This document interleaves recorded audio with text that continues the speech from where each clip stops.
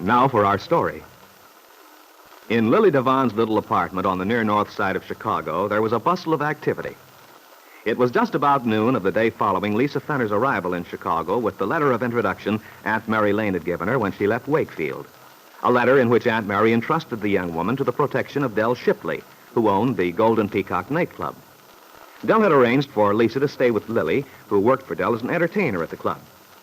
By the time the girls had arrived at Lily's the previous day, Lisa was very tired from the journey and the excitement of arriving in the city.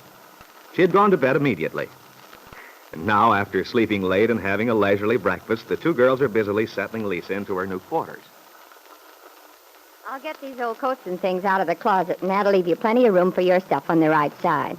Did you bring any hangers? Yes, I did, but I'm putting you to a lot of trouble. Oh, forget it. I'll be glad to get rid of these things. I've been meaning to take them down to the Red Cross for ages. They may look sort of moth-eaten, but they're plenty warm. Well... Oh, golly. I'll never forget when I bought this blue coat. It took me 6 months to get it paid for. You know, $1 down and $1 the rest of your life. Oh, that's the way Lance and I had to buy our wardrobe the first time we got an engagement. Lance? He was my husband. Oh, the trouble is, by the time you get the darn things paid for, they're worn out. But it's all part of the fun of living. If you weren't broke once in a while, you wouldn't feel so good when you're in the chips again. I guess so, but I think I'd rather just remember about it. The broke part, I mean. Yeah. Look, Sugar, you can keep your war painting all in this top drawer once I get all these old bills and stuff out. How do you like my private filing system? I just toss everything in, and then every so often I go through them and sift them out. I wonder if you'll have room. Oh, yes, plenty. I haven't got an awful lot. Anyway, I keep most of it in my makeup case. Well, that's what I do. Gosh, I've had the same one for years. The mirror's all cracked, and I spilled a bottle of nail polish in it one time, but I'd feel lost without it. I think it brings me good luck. There. I've got my suitcase empty. Now, let's see. What else? Oh, yes, I keep the clean laundry when it finally comes back in this cupboard. You can have the bottom shelf. Oh, that's fine. I'm sure everything's going to work out. Well, if you need anything, just yell. I will. Wow, I'm beat. I think I'll flop down and have a cigarette till I get my strength back. There's nothing I like better than to watch somebody else work. This is an awfully nice place, Lily. You really like it? Oh, it's not what you'd call elegant, but... It has a friendly feeling, though. All the photographs. Yeah, souvenirs of my past. Peggy Douglas used to get a big boot out of that one of me in the feathers and stuff. Oh, this one? Yeah, taken years ago when I was just a kid. Peggy. It's hard for me to imagine her living here in Chicago after seeing her on the farm. Did you get to know her very well while you were there? Not too well. We had some nice talks, though. She's a good kid. Maybe she's settled down more now, but she was kind of flighty a year or so ago. She certainly could get herself into more trouble. Really? Boy.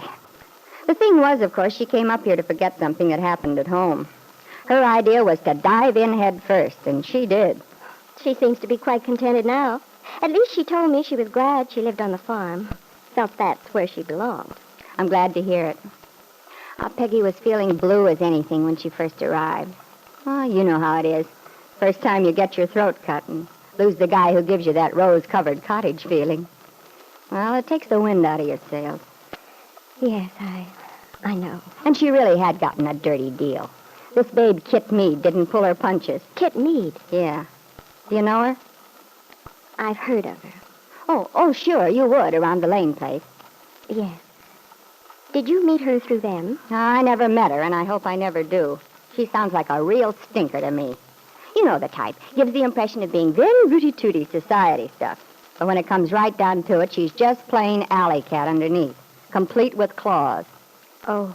If you ever get a chance to meet her, skip it, Sugar. You're just the type of babe she'd swallow up in one gulp. Oh, Lily, hadn't we better be getting dressed? Hey, you're right. Rehearsal's at 2, and here I am, gabbing away. Yakety, yakety, yak. That's me. I have everything put away now. Won't take me long to dress. Okay, let's get going. A short while later, the two young women ran down the stairs, each carrying her practice clothes in a small overnight bag. They were dressed casually with scarves tied around their heads, and as they came out into the noise of traffic, they looked exactly what they were, a couple of young entertainers setting off for rehearsal. My goodness. Oh, what's the matter? Oh, this traffic. I haven't gotten used to it yet. Oh, gosh, I never even noticed it. In fact, I think I'd feel funny without it. The few times I've been in the country, I got the willies. It's so darn quiet. Well, I'll probably get used to the city again. Do you know Chicago very well? Well, I've been here several times. You see, we're right in the nightclub belt, and that does make it noisier. But I like to be in the middle of things. Besides, it's darn handy for getting to work. Oh, yes, it must be. Seems to me Lance and I lived around here somewhere on one of our trips. Yeah, you probably did. Most people do when they... Say, what's the matter? That man. What? Oh, you mean that guy in front of the Jive Club? Well, do you know him? No. That billboard poster he's working on. Well, what about it? He's putting up a new poster. The show's changing it. Oh, wait a minute. I get it now. No wonder. Lance Fenner appearing nightly. Oh, baby, I guess he's gone. They're putting up a new bill. Yes. I know how you feel. Gives you a sinky feeling right around where your heart used to be. It isn't that I really expected to see Lance. Oh, but sure. But just the same, you feel worse knowing there's no chance of it. I don't know. Look, Sugar, you're all hearts and flowers about that guy, aren't you? It isn't that. When you haven't seen a person for a long time and you find he's been near. Oh, you can skip that routine with me, baby. You're overboard for him, and I know it. I recognize the symptoms. Well, now, why don't you look him up and have the whole thing out once and for all and then start over? No, I couldn't. What do you mean you couldn't? That's just false pride. Somebody has to admit he's wrong once in a while, or people would never get together. Oh, but I don't mean it that way. I haven't any right to expect... Right? That's a lot of apple cake, that stuff about being right. It doesn't matter who's right or wrong. All that matters is finding the guy you belong with and then sticking to him. I know, I feel that way, too. But it's too late, Lily. Oh, nuts. No, really. I don't believe it. Honestly, it makes me see red when I know people love each other and then they don't do anything about it. No. Lance doesn't love me anymore. Well, is that so? How do you know? Did he send you a telegram? I'm sure he doesn't. And even if he did, he'd stop when he knew. Knew what, for the love of Mike? I can tell by knowing you for 2 days that you're not the kind of gal who'd do anything you couldn't tell the kids at Sunday school. You're a sweet kid, Lisa. You wouldn't do anything No. that... You're wrong. But, Lisa... Oh, let's not talk about it, please. Look, kid, if I could only tell you how important it is, how lucky you are having a guy to love. When I think of the things I've passed up, chances to settle down and live a nice, normal life. But I was too smart. I thought I knew all the answers.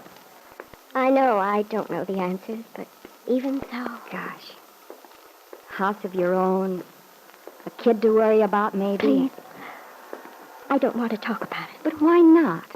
You're not afraid, are you? Afraid because you know darn well how much you want it? You were married to someone you loved once. You were happy. And I'm just as sure as anything that you can be again. Oh, I want to. But it just isn't possible. Why? I can't tell you why. You're all bottled up, Lisa. That's no good. Because sooner or later it'll be too much for you and you'll blow your top. It'd be better to get it out of your system. Oh, I know I've got a nerve talking to you this way, but after all, we're not really like strangers. We both know the lanes and... Yes, we do both know the lanes. That's why I can't tell you. But, Lisa, I don't get you. What difference does that make? Lisa Fenner didn't answer, and Lily Devon lapsed into a puzzled silence. She wondered what Lisa meant, why she seemed to feel that Lily's acquaintance with Aunt Mary and Peggy made it impossible for Lisa to confide in her. She had no idea of the real truth, of the fact that Kit Meade had persuaded Lisa to relinquish her child, and that Lisa was ashamed for this to be known, ashamed to face Lance, her husband, with the knowledge that Kit Meade had persuaded her to give up their baby son.